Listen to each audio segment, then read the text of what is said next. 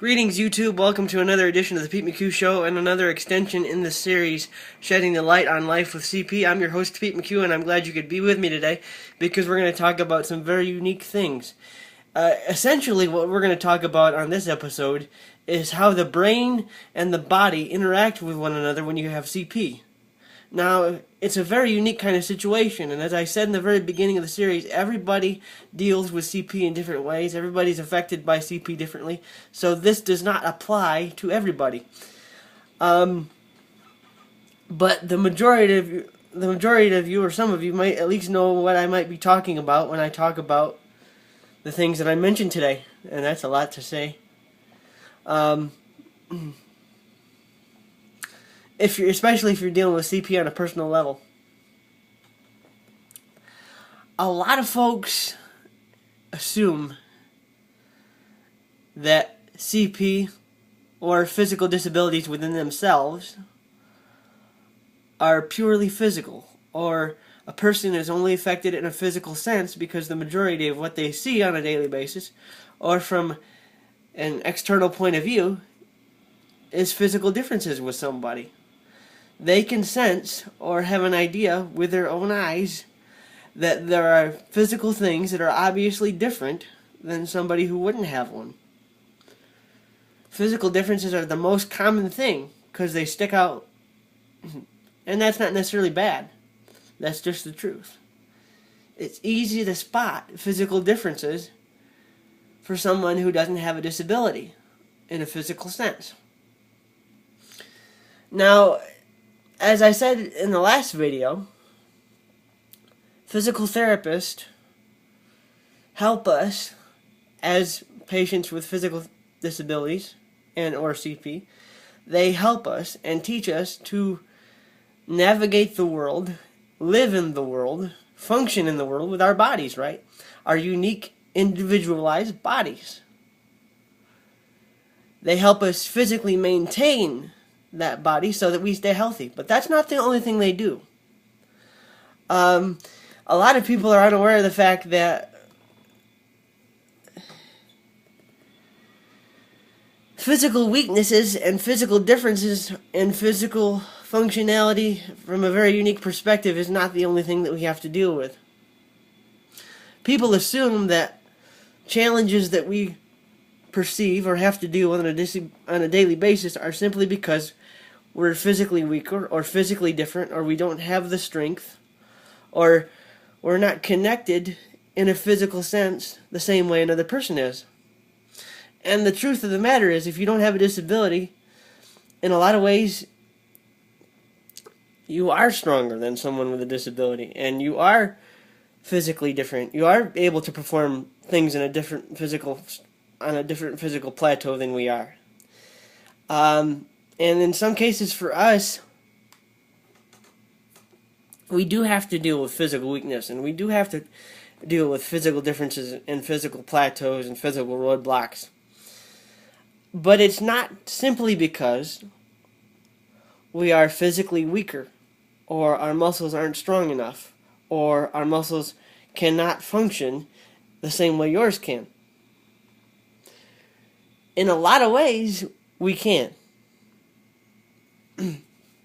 But in a physical sense, for someone who doesn't have to deal with a disability on a personal level, a lot of what you deal with is very instinctive. If you don't have a physical disability, your muscle functions, your muscularity, and the way your body responds to you, and the way you move and the way you interact in the world is very instinctive.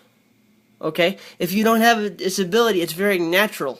It's almost programmed in a way that's a little bit different. And let me see if I can't paint a better picture.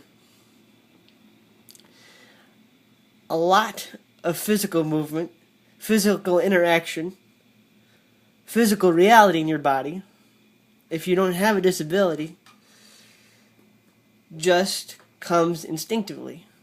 Your body interacts with your brain. The neural connections within your brain and your body are intertwined to the point where they can communicate with each other with no problem. And it's just easier. That's the truth. But here's the situation. Physical therapists, when you have a disability, don't just help you determine how to function in your body, how to physically maintain your body.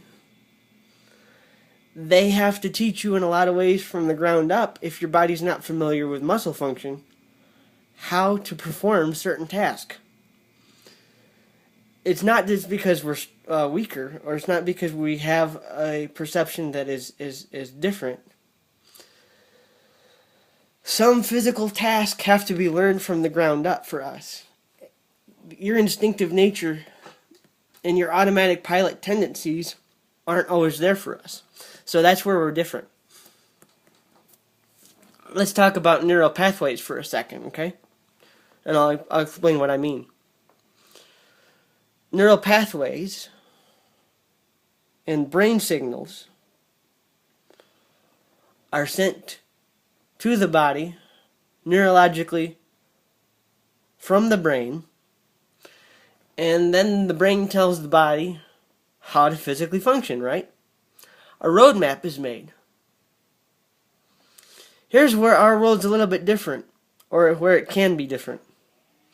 Imagine a world where some pathways for physical function, like running and jumping, or let me give you an example of a neural pathway that I had to develop over the years. Walking on crutches. I'm very, very, very good at it now. It's a very natural process now. But that's because the neural pathway between in the brain and the body and the muscle functionality had been created. It had been a pathway that had been developed between the brain and the body. Connections had been made with the help of a physical therapist. Okay?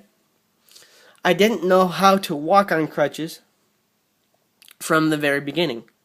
The pattern had to be learned. I had to learn a specific gait for walking. I had to learn how to operate with the crutches. And I had to learn how they intersync and intertwine with one another. It wasn't a natural process, but the pathway, the communication between my brain and my body was eventually naturally developed because the automatic pilot was instilled over and over and over and over and over until I get the process. So automatic pilot is a reality for me. It is instinctive for me. Neural pathways can be made for someone like me, but they have to be coaxed. That's where we're different. Instinctive patterns have to be created. They have to be developed. They aren't just there. The program has to be programmed into the brain so the body knows how to function. And the brain and the body can communicate with each other. Because otherwise, if I try to, say, jump, never done that. Okay, so the brain and the body can say, the brain can say to the body, jump. And the body goes, okay, that would be cool, but I've never done that before. Until I learn each individual movement and pattern that has to be placed with muscle movement and the pathways developed in the brain, instinctive patterns don't become instinctive until they're trained in the body. That's where we're different. That's how neurological relationships work. Have a great day. God bless. I hope you understand what I was talking about, because I've been working on this video for days, and I finally got to a point where I think y'all understand what I'm talking about. If you don't, send me a message and I'll talk to you. Have a great day. God bless. Hope to see you soon. Bye-bye.